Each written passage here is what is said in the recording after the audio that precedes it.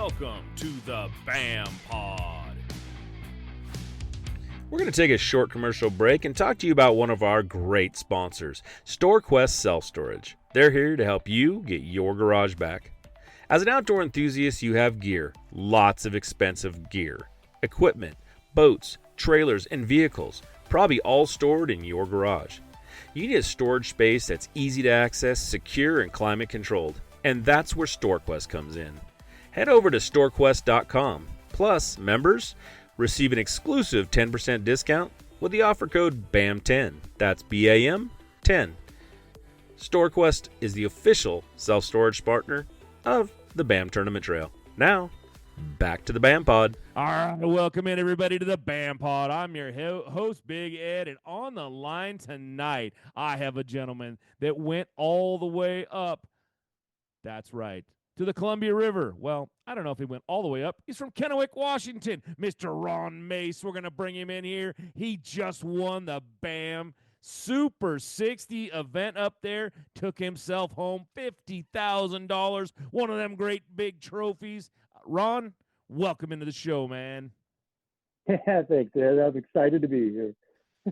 I know you are. That means you won. Exactly. What are the craziness? Right? You went up there, you know, when you were on the stage and we were talking about this thing, you said, I have been waiting for someone to bring an event this big to the Columbia River, your backyard, man. I know you're from Kennewick. I know it's a little ways away, but, you know, not really far away. So, you know, No, let's it talk is my about, backyard. yeah, let's talk a little bit about, you know, what it means that, you know, BAM, first of all, we'll talk about, you know, what it means that BAM brought a trail up there, something you can walk away with 50 grand with, which you did, you know, and how did that really make you feel when you saw that thing hit the schedule? You know, I kind of went all in on this BAM. It's the only tournament circuit that you can actually be a working man, fish it. Because of the way your Friday, Saturday, Sunday tournaments, you don't have to miss a whole week of work. You can miss a day. Well, employers don't mind a day, but they really have a problem when you miss 4 weeks. That's tough. The BAM series, when it was announced and they let me in, I went out and bought a new boat.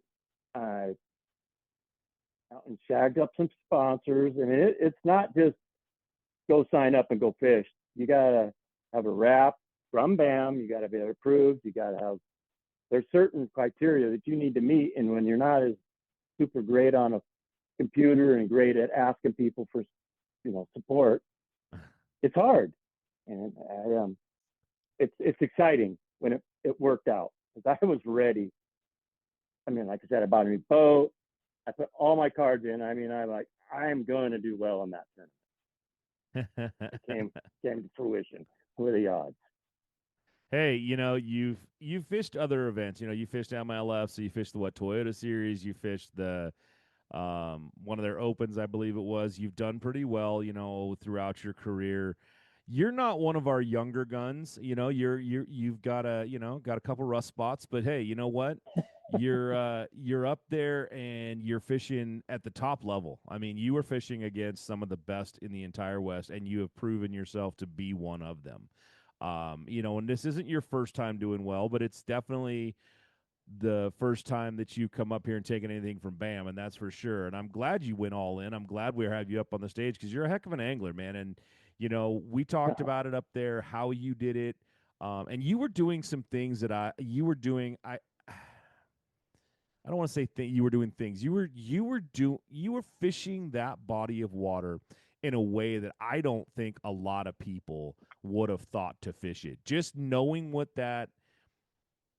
how that fishery is, and to fish it the way you fished it means that it was in your backyard because you knew how to fish that thing. And when you talked about it up there, you know, live on YouTube, watching this thing, you were fishing for fish that were in inches of water. I mean, I don't know how their backs weren't hanging out the way you were talking about it and the way you were throwing at it.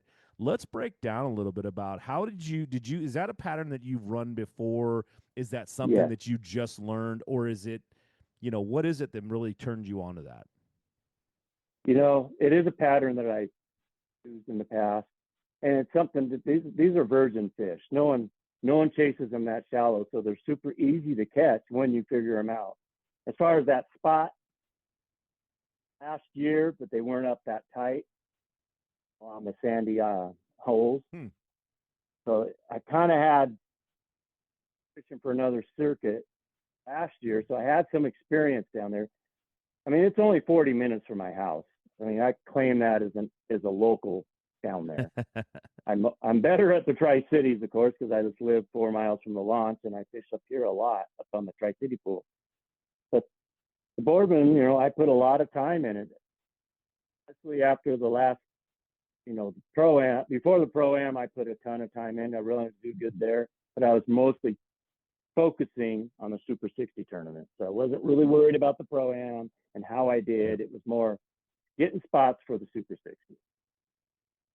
Well, you apparently got that thing nailed down pretty good, and you got some good spots out there. Um, when you're fishing like that, when you're fishing up tight and you're fishing in shallow water, do you have to be way offshore? I mean, do you have to be way off the fish? Is it were you making extremely long casts, or was it what was the I mean, I don't really get how you do that. That water's not dirty. It's not like, "Oh, I'm flipping No, in, I'm flipping in 3 or 4 inches of water, but yes, but these fish can't see me anyways because I'm so close. This water's clear. I mean, this isn't like the Mississippi River. This is, no, the Columbia River is clear water right there, and it is moving. And those fish, were they super skittish? How did you have to fish for them? they are super skittish. The only way you're going to catch them is by long casting at them. Pretty much, you're not seeing the fish. If you see the fish, they see you. They will not bite. You're wasting your time. Mark where they're at.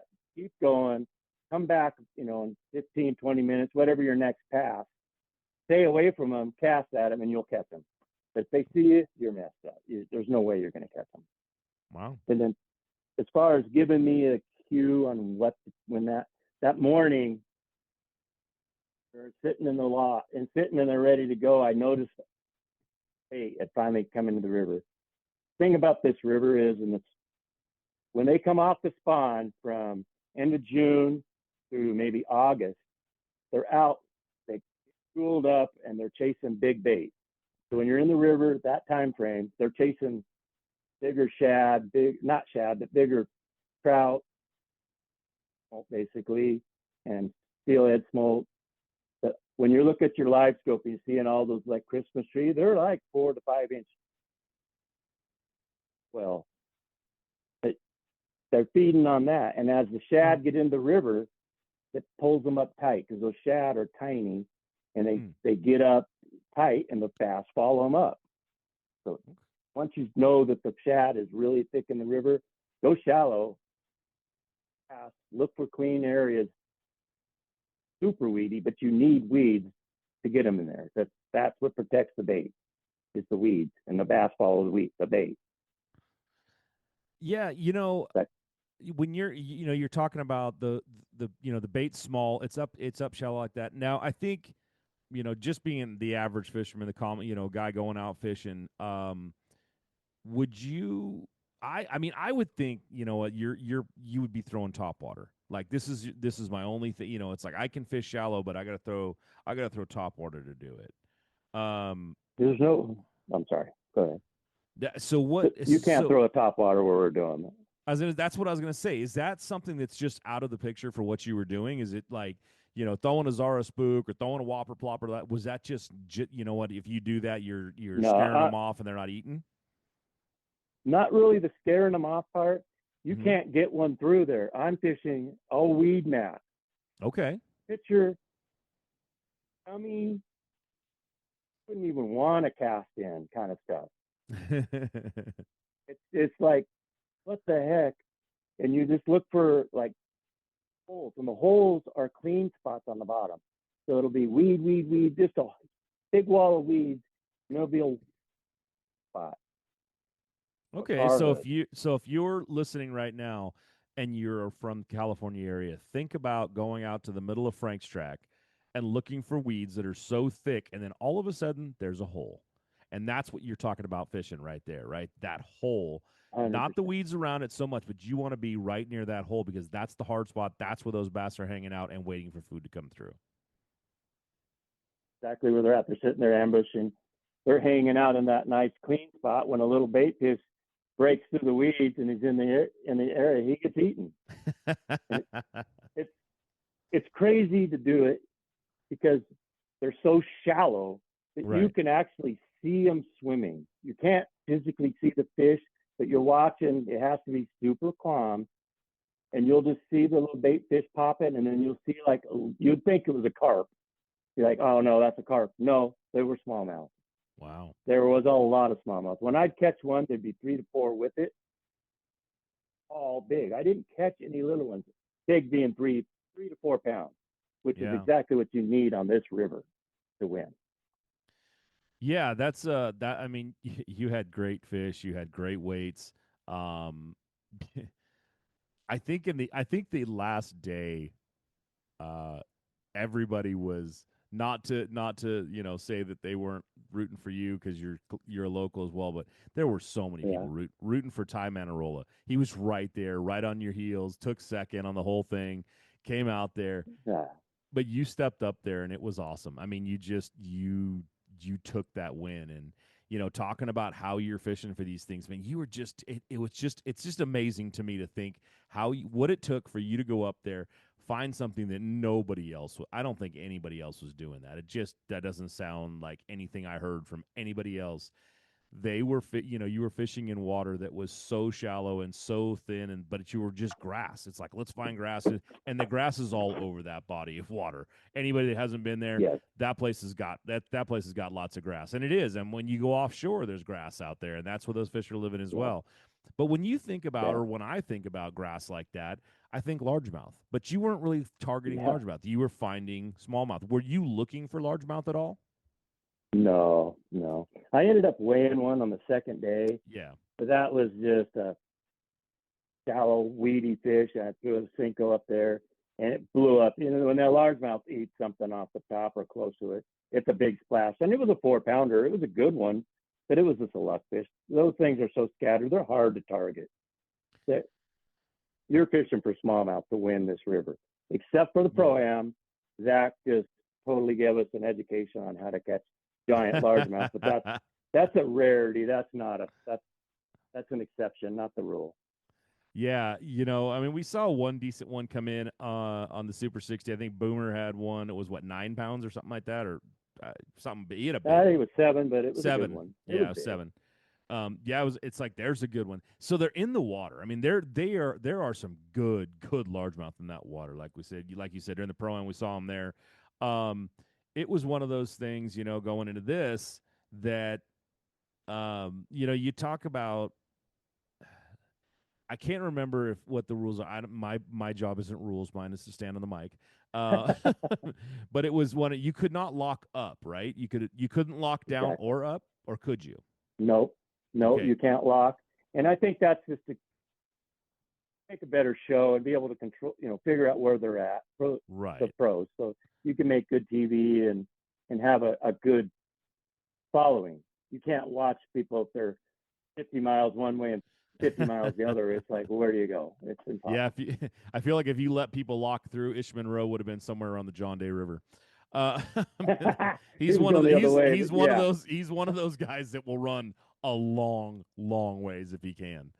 Um, but yeah, so you're pretty much just right there in the Boardman pool, and but you talk about going up and fishing like Tri Cities, water, but it's not really an option. So you're back down here. When you spend this much time in this, the gentleman that won the pro am talked about it. He said this was his favorite pool, anyways. Now you talked a little bit about yeah. the Tri Cities pool. How does this one rank for you? I mean, is this good, bad, and I mean, you've probably got a place in your heart right now, but you know, how does this one fish? What the flock are you waiting for? California's newest luxury entertainment destination, Chicken Ranch Casino Resort, is ready to play. Experience laid-back luxury in our modern hotel, a casino floor with views of the Sierra, and diverse restaurants and bars that'll keep you squawking for more. Experience the all-new Chicken Ranch Casino Resort, located just 60 minutes from Yosemite National Park. Visit playchickenranch.com to book your trip today. The Boardman pool, in my opinion, it's got, I mean, you're going to go out there. It's probably the best place in the country to go live scope, especially from June through August. When they're just come off the beds, they're out there chasing the big bait. They're in big wads. You're catching them on top water. You catch them anywhere, but scoping, they're just like big blimps floating out there. When your Super 60 got there, those fish kind of went to the bottom and started eating crawdads, and they move shallow. So they're harder to find with that scope. Okay. It's not my strength, so I'm not really good at scoping. I can't compete against Ty or any of these other guys. These young guns are just ridiculous with that thing. They can go up, yep, there's a bass. Yep, there's a bass. Oh, that's a walleye. They can call out the species. I'm barely seeing the fish, and they're calling out what kind it is. It's like, what the heck? That ain't fair. They're whooping me. Well, and that's part of the whole, the new fishing. But I'm glad that you came out, not being able to. I don't want to say not being able to do it, but not proficient at it. Not like they are, not like you would just. It. Yeah, exactly. They are definitely. It's going to be a game for them in the future. In the well, I say future, but it's right now. I mean, there's this is this whole forward facing sonar. I have no idea what they're going to come up with next. I mean, I don't know where you go from here. No. Just live cameras shooting out there. I mean, just tell you, okay, cast right there. Right. Yeah, there's going to be little red blips that come up and go. This is a bass. It is 3.2 pounds. Yes, exactly. Oh, good. I needed one. I needed a 3.2. Yep. It is harder to do that, but you went out there, you got some old school stuff, and like you said, the way you were fishing, live scope would have been absolutely useless anyways. So, what was your number one bait? You talked a little bit about Senkos and that sort of thing. Was that your number one go-to bait up there? Yeah, absolutely. The first morning, I had 15 rods rigged up. I mean, I was going to go scoping. I was going to do all that stuff. After my first two spots, I'm like, yep, I ain't scoping. They're not acting right. I am definitely going to go shallow. I did, and it just happened to just work out. I put every other rod away on my second day and just had 3 Senko rods rigged and went to town. I didn't need anything else.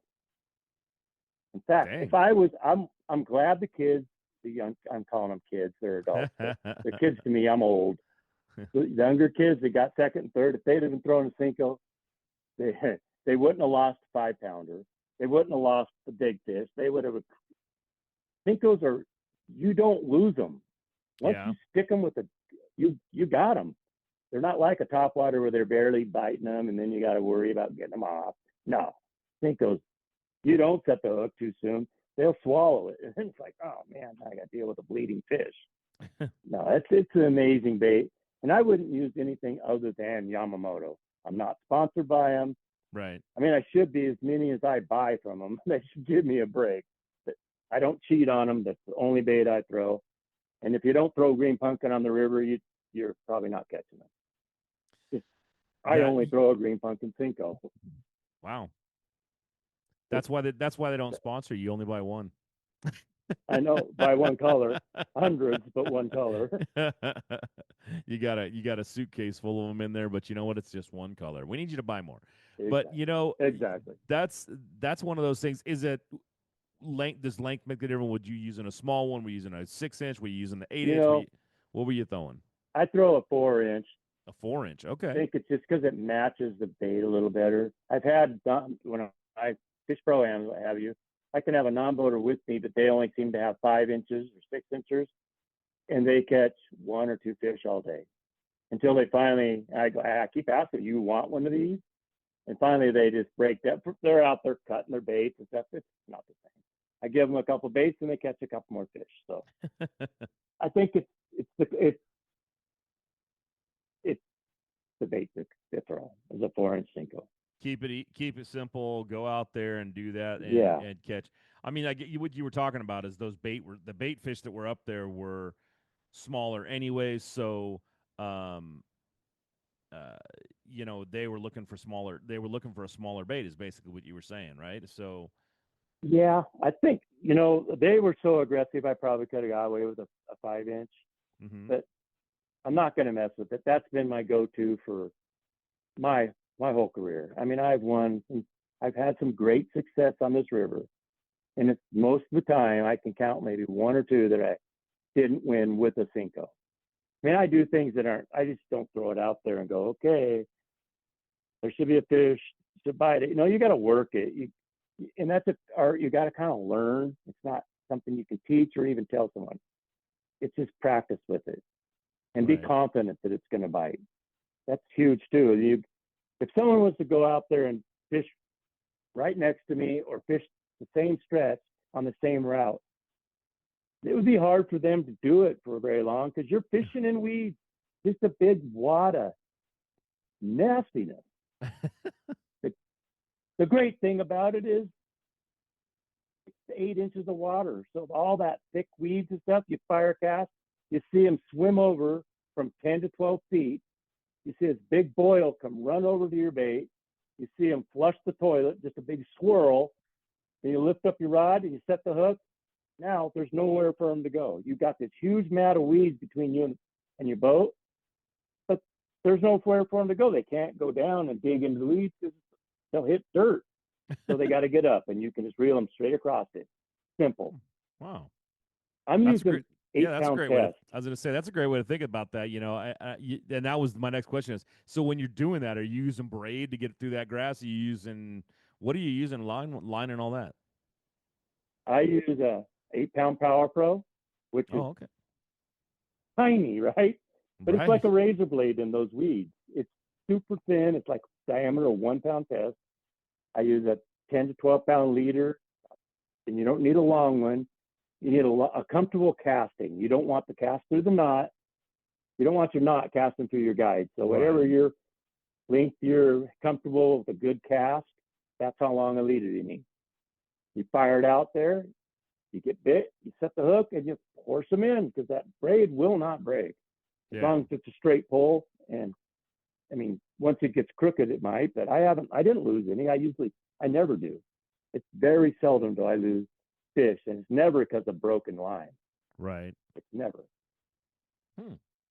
That's it. It's just a that's that's just a great setup right there. I mean, you're talking about some super small, um, braid with 8 pound. Like you said, it's about 1 pound diameter with that. Then you're putting what are you putting for a leader? Is it like you sticking with eight I use pound? Or 10 are to you sticking 12. 10? Oh, so you I go use up. 12. Yeah, just that's where you're going to fail is in the fluorocarbon. I use a Okay. fluorocarbon leader, and that's where occasionally, if you're getting lazy, because when you're in the heat of the moment, you're not retying like you should. Right. You can get away with maybe catching. I retied twice Okay. last day, and only because I'm like, you know what, I'm going to get a big one, I'm going to break it, and it's going to be because of my fault. So I did retie twice, but I Yeah. caught the fire out of them the last Yeah. day. It was crazy. When we talk about the Super 60, for anybody out there that doesn't know what the Super 60 has a little bit of a different format. Day 1, day 2, you have two ways to qualify for day 3. You have keeper count and you have overall weight. So they can catch as many fish as they possibly can as long as they're legal keepers, 14-inch, mouth closed, on a flat board, and they can wiggle the tail.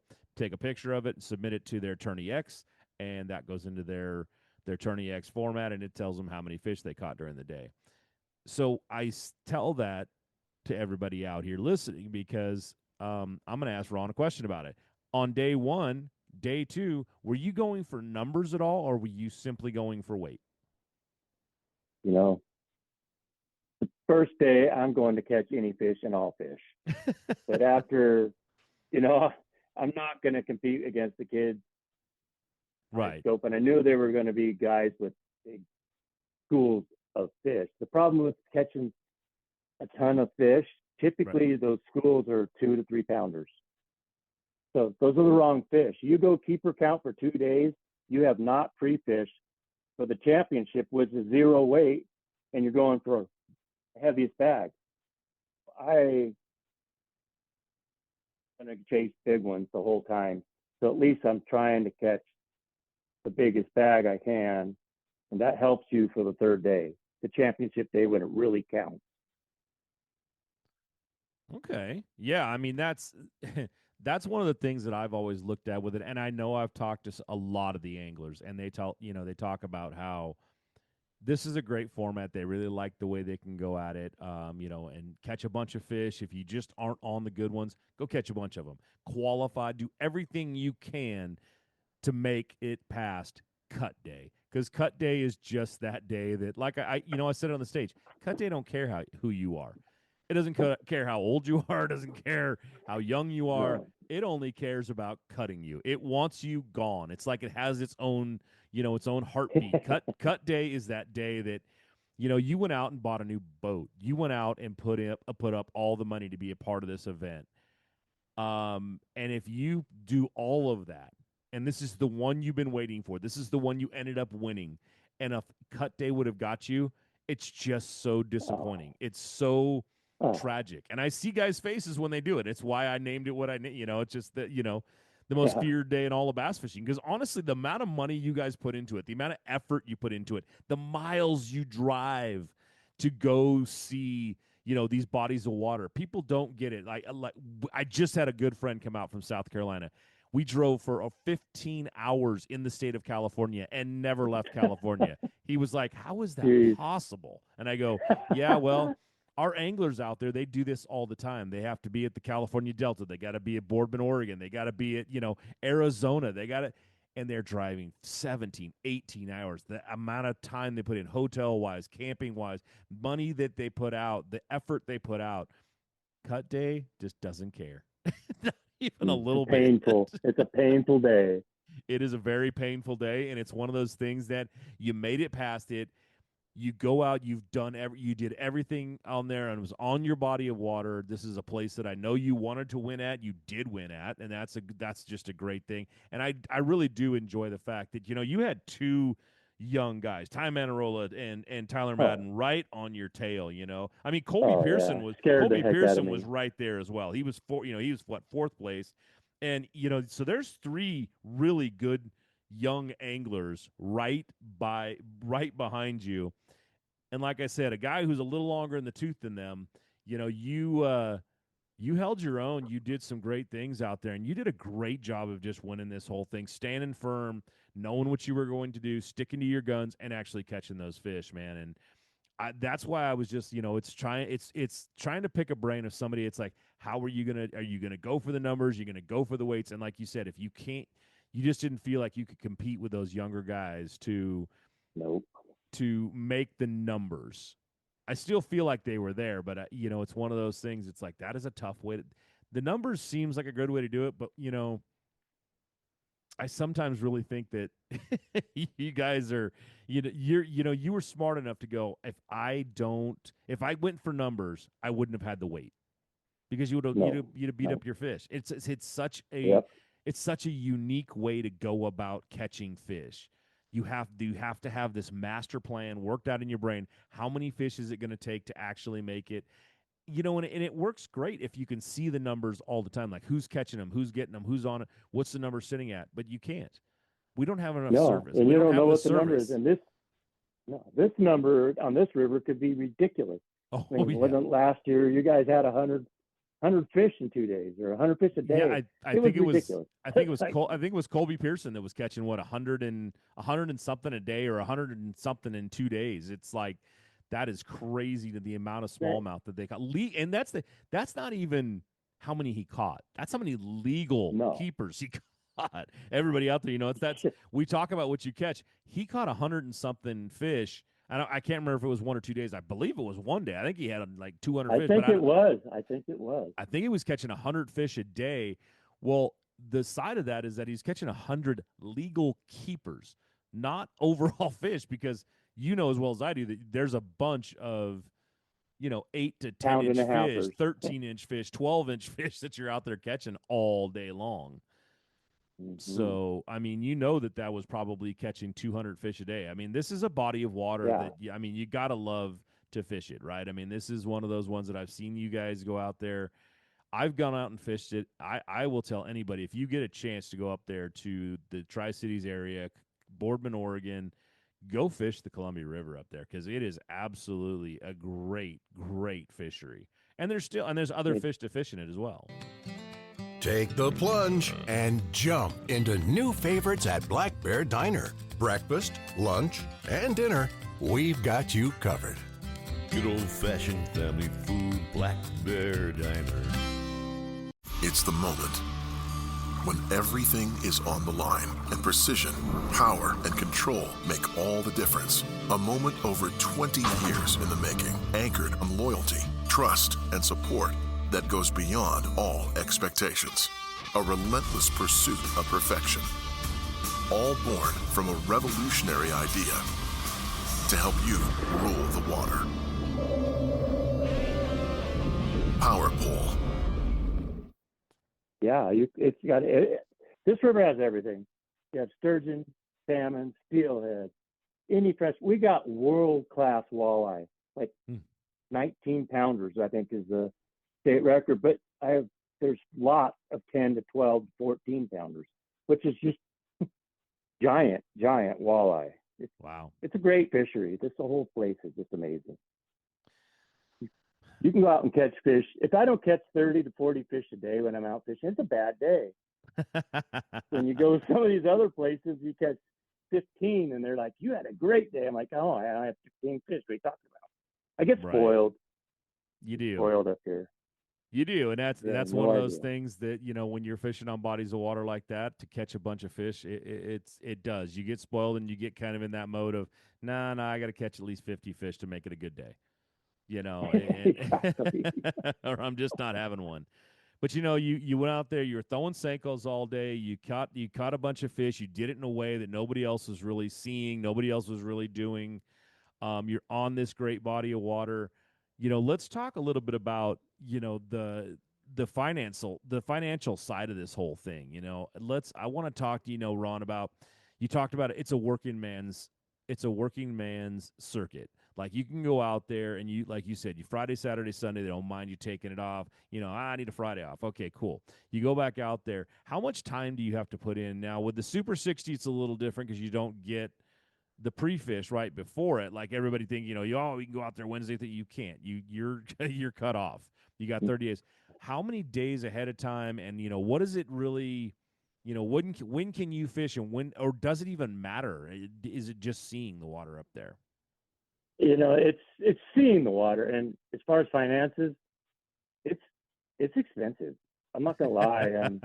It's it's expensive. I just like I said, I bought a new boat. But just driving from here to California, California's gas is a little steep. I'm gonna tell you, it's like a dollar more a gallon than here, and Mm, just the rooms. It's a big financial challenge, yeah. and I'm pretty much I self fund. My wife, of course, is a very big sponsor. But you know, I love that. most of the guys aren't getting. A lot of people think, oh, you're a pro, therefore you've got a ton of free sponsors, free boats, free this, free that. That is not the case. Right. That is not. I mean, there's a few guys that are making money doing it. Most of us are just hoping to get enough to put a wrap on our boat, or get some cheap product, or just it's not. We're not rolling in the dough from sponsors. Let's put it that way. At least I'm not. But Yeah. I you mean, got to have a decent job and work hard to be able to do this. yeah, and that's the thing. I know the sport is trying to work towards, golf and baseball and football and all that. Will it ever get there? I don't know. Probably not in my lifetime. I hope it does one of these days. I hope one of these days you guys go out there and it's like, yeah, you qualified to fish something and you're at the top level. Therefore, you come up here, and once you get here, there's no more entry fees. You're just fishing for sponsor dollars. You're fishing for money that people are, putting out there for, the entry. Hey, the prize purse is now $100,000, and you're going at it for, money that you didn't put up. You're Exactly. not fishing for your money. You're fishing for, big sponsors and commercial programming money, and that's Yeah. a great, that would be a great thing to see. But for right now, like you said, you're fishing for your own money. You're basically gambling. It's not, it's not officially gambling, but it is. I mean, there's no other It's way to pretty much really. gambling on yourself. Yeah, Gambling exactly. on You're yourself. well, and I think that's one of those deals. It's like, am I better than the next guy? And like you said, it's guys can win in any boat, right? It's not really that you have Yeah. to have a brand new boat, but it sure makes it a No. lot easier when you have confidence in your equipment. Absolutely. I run a skeeter. I've Mhm. always ran skeeters. And you know how stupid I am? I bought this skeeter so I could get into their real money deal. Guess who did not sign up for real money and left 10 grand on the table? This guy. Oh What an idiot. wow! Oh, Yeah, I qualified for contingencies. I bought a boat for contingencies. Do you think I would have signed up for it? Nah, I'm too busy. That, it's dumb. I I I don't even, think it's I hurt, this it hurt. I hate to do this, Ron, but I'm gonna blame your wife. Oh, you know we what? have I was going to we have too, but she didn't we whoop my have ass. wives for a reason, and their reason is to make our brains work correctly. I know, right? She forgot too, because my old Oh, boat, has been out of contingency for 5 or 6 years. So it was like, you didn't even think about it. Yeah, wow. it was a $10,000 mistake. That Ouch. we got her fixed, and I'm going to be on it for the next two. And then, of That's course, what- next year I think it still qualifies. So hopefully I have another opportunity to win one. Hey, you got it. You got another opportunity. We've got the Delta coming up, so that's another one. Let's talk a little bit about that right there too. We've got the California Delta coming up, a river system, huh? But Hmm. when you just did really well on a river system. Now that being said, the Columbia River, your backyard, the California Delta, the neighbor's backyard. I've been there 2 days. I've been there twice, right? It's a little different. It's a little different setup. Now that's still got grass. It's still got bass in it. They're different colored. You're definitely going to go for largemouth rather than smallmouth. Looking on that one, you talked a little bit about you went down there and fished with one of the other Super 60 guys just to get a look at it and see what's kind of going on. What do you think? When you look at this body of water, I know you talked a little bit about, before the show came on, we talked a little bit about it, and you were like, I'm kind of excited about this. Do you think you have a shot to win this one going into it, looking at the water the way it is? You know, I do. I think That's the right answer. I think I'm going to catch them on Cinco's again. I 100% guarantee I'm going to. I may not win it, but I am going to catch my fish on Cinco's Yeah. and punch. And I bought a new fishing pole. I've never punched before. We don't punch up here. I went out with Hayden, which is a pretty masterful puncher. He taught me Yeah. how to do it. I caught a 5-pounder doing it. Now I'm hooked. I went out last weekend out here, punched some weeds, caught a 7-pounder. It's like, what the hell? Oh, it opened a new door. I bought a new Dobbins rod. I mean, I'm punching now, baby.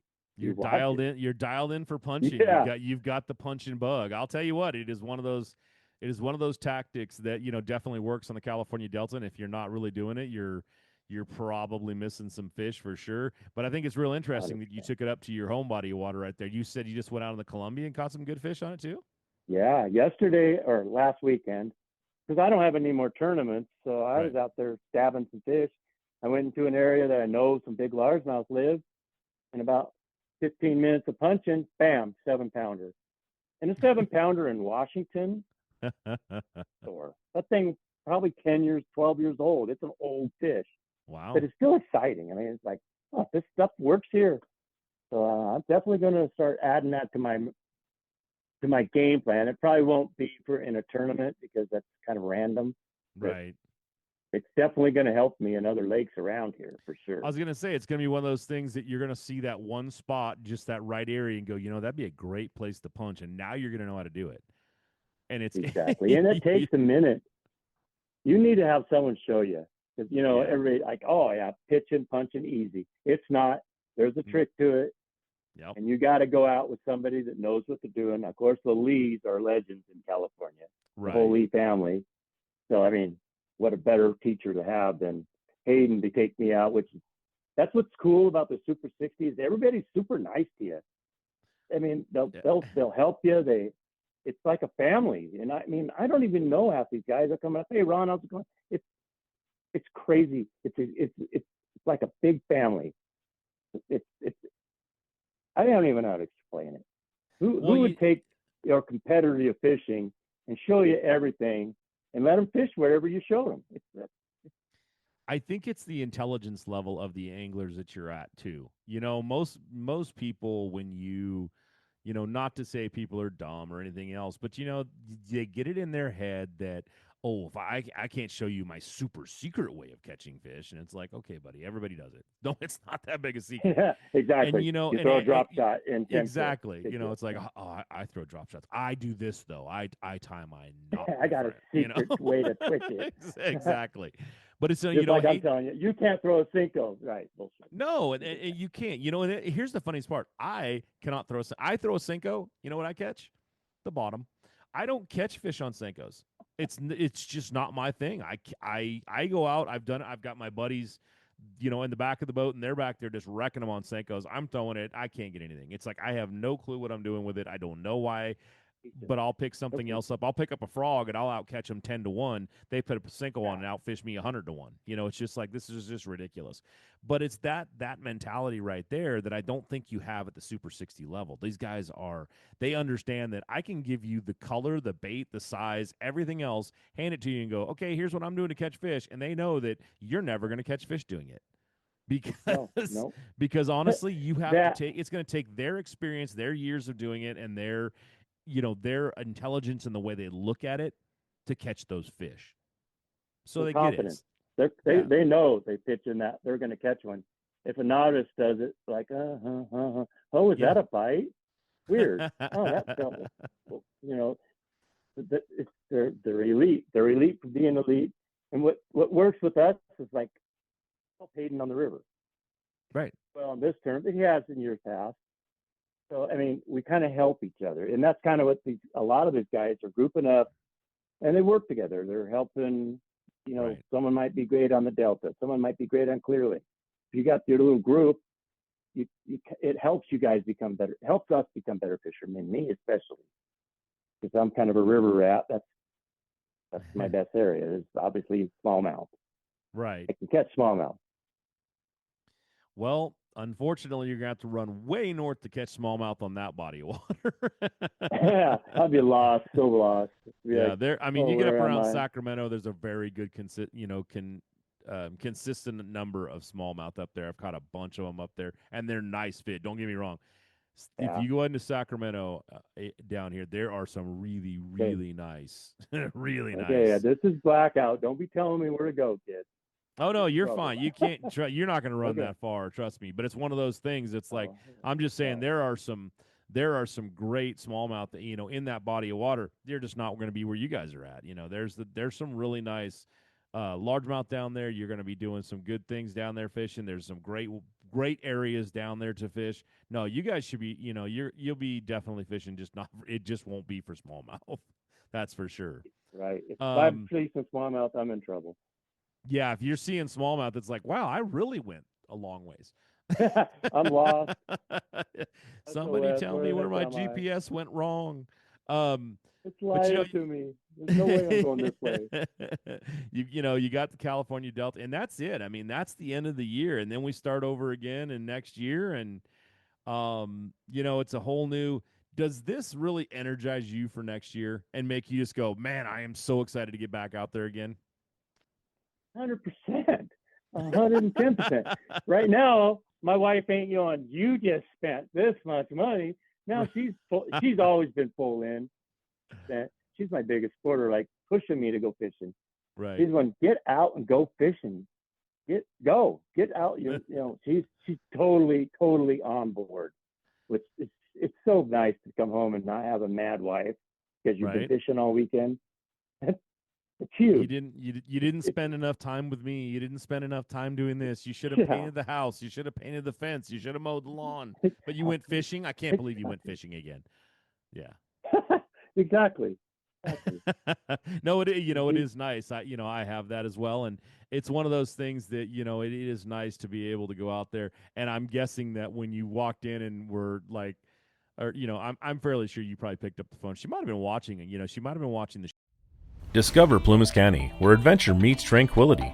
Nestled in the heart of nature, Plumas County offers endless activities for everyone. Dive into the clear waters of Lake Almanor for wakeboarding thrills and fishing excitement. Whether you're an adrenaline junkie or a fishing enthusiast, Lake Almanor has something for you. Stroll through charming local boutiques and indulge in fine dining experiences that will tantalize your taste buds.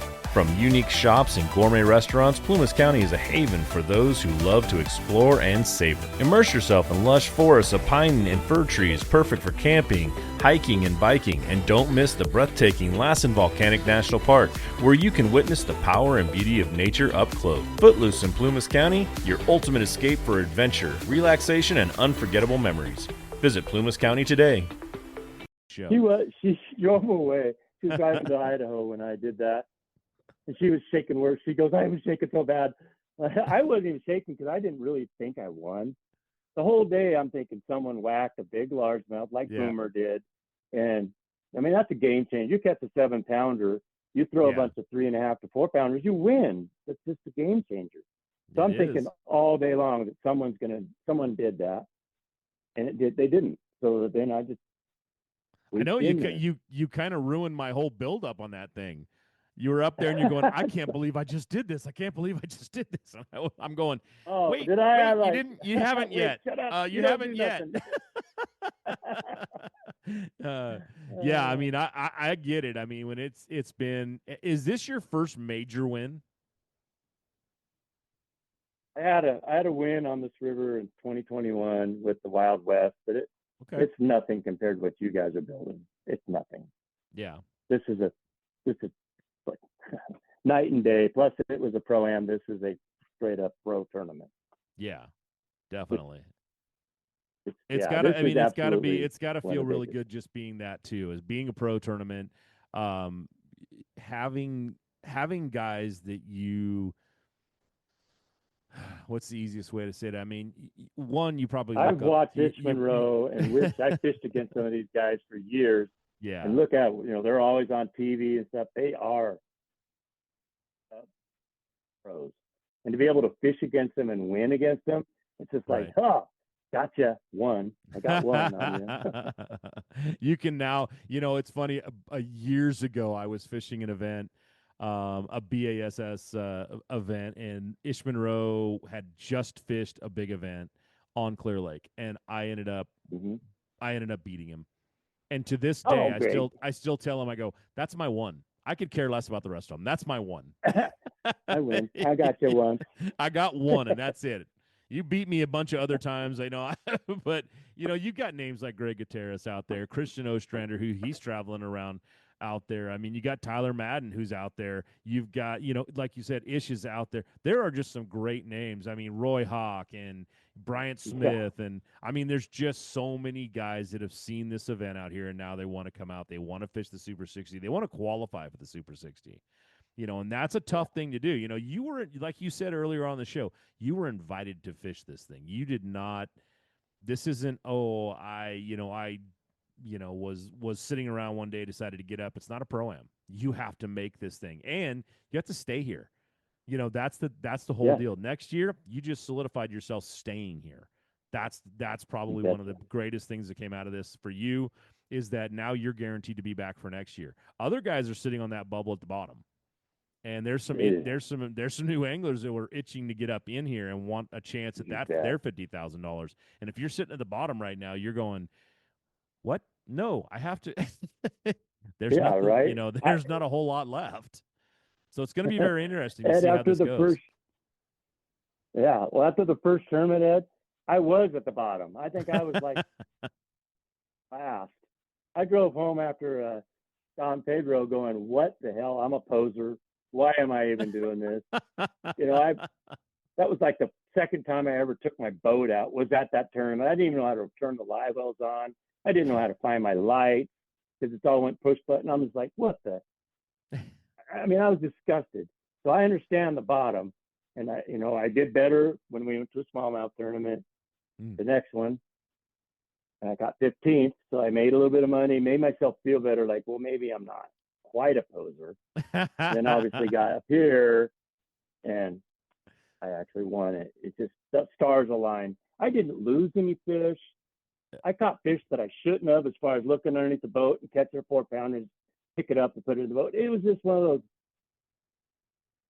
Cinderella days. You just you know it. Which when you don't lose them and everything you do is perfect, you're gonna win, and it just happens. Everybody says the exact same thing, and you set it up on the stage. When it's your time to win, it just happens. You win. And that is such a weird experience, I've been there and I know it. It's just like I fished so clean. I fished everything went right. The fish were there. The numbers were right.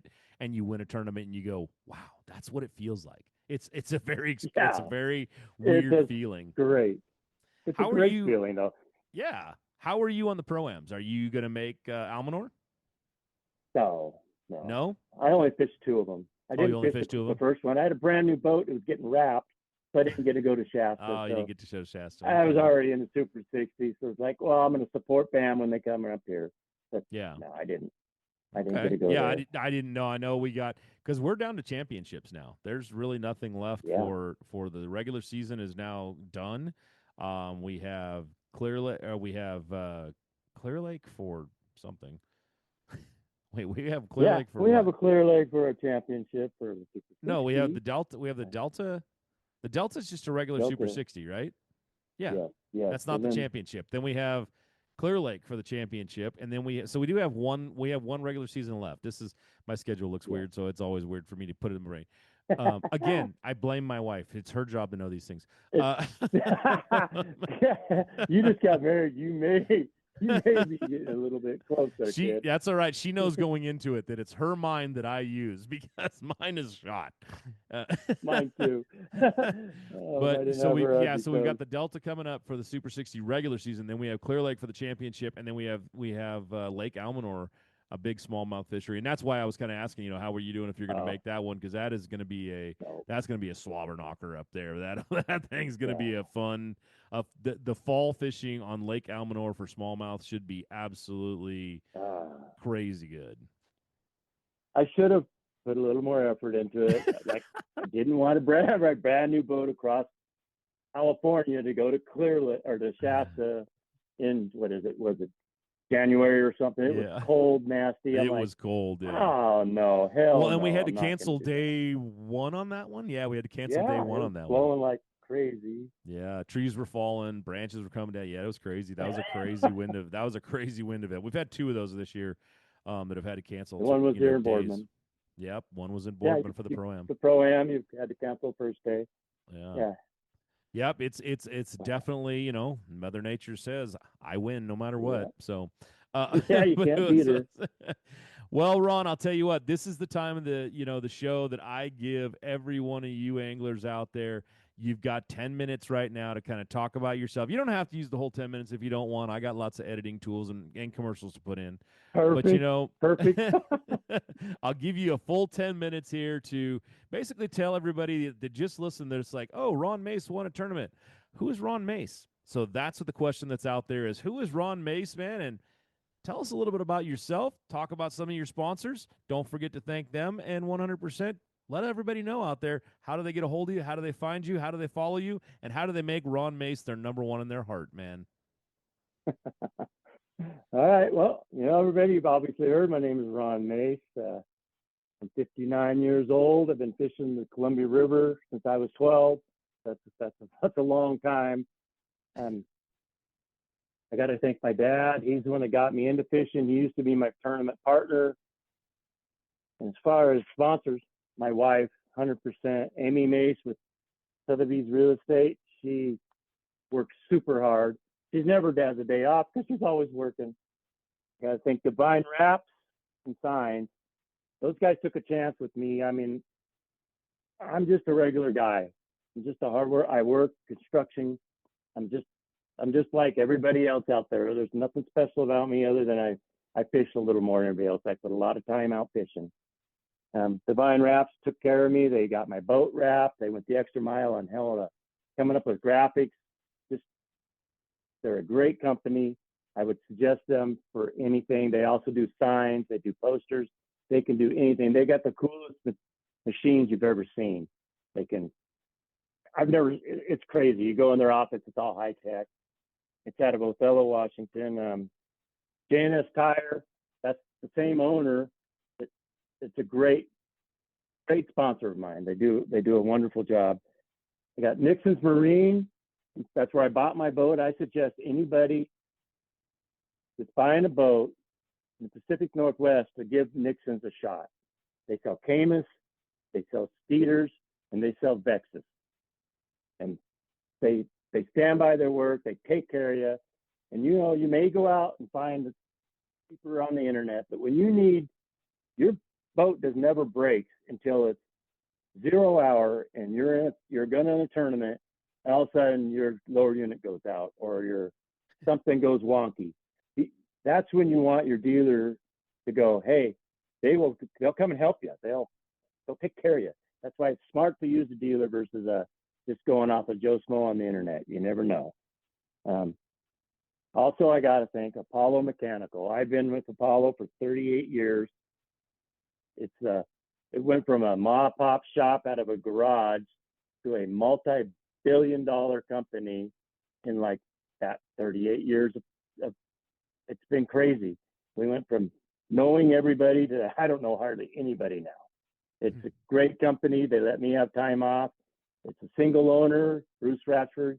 He's the one that got me into the sheet metal trade. It's a sheet metal company and got me my career started and actually even sponsored me in these tournaments. So I did give a great shout out to those guys at Apollo Mechanical. Hopefully they like what I say and they give me some more love next year. As far as the BAM circuit, thank you for coming to Washington. You put on the best circuit I've ever fished, and I fished a bunch. I used to fish the Bassmasters when they used to come west. I fished FLW when they came. And as far as a classy, well-run, I mean, there is no other. Its format's crazy. It's hard to get used to, but it gives you two chances. You either catch them on weight, or if you want to go catch them on small fish, that's the way to get it. So, I mean, if you fish the Pro-Ams, qualify to fish the Super 60s, you won't regret it. They're a little spendy as far as just traveling all over the place. It's not the tournament itself is expensive. It's the whole getting to the tournaments, the logistics of it is expensive. And that's about all I got. I mean, I really don't. I don't have a Facebook. I don't have it. Okay. I'm going to. I have an Instagram. I think I just did it last week. So I don't even know what an Instagram is. The guys that worked in it. I think it's Ron Mace 25, I think is my Instagram thing. I don't even know what it is. So I've been getting all these friend things going, what is it? I don't know. I don't have it. I'm gonna though. It's a requirement, so I will have it. Say the fact that you call it the Instagram tells me right there that you don't. Yeah. So it's not it's Instagram. All right. It's I'm on the interweb. Facebook too. Yeah, I'm on the Facebook. I'm on the internet. Ron, me baby. Okay. That's all right, man. You know what? Not everybody does all of that stuff. You get out there, you put it up. I know Mark is a big, social media guy. You will not get the exposure that you get. If you had all that stuff, you'd be amazed at how many new likes and friends and hit everything else you would have hitting you up right now because it is one of those things that Mark does a great job of promoting everybody. Ron, you just went out there. You just became the champion on the BAM Trail of the Columbia River 2025, taking home $50,000, man. Yeah. Congratulations. I don't get tired of saying it. Great job out there. We will see you at the Delta. Thanks for coming on and doing this show. Everybody out there, if you listened and you didn't learn anything, go back and listen again. You missed it all. Ron just laid down some good information out there for you.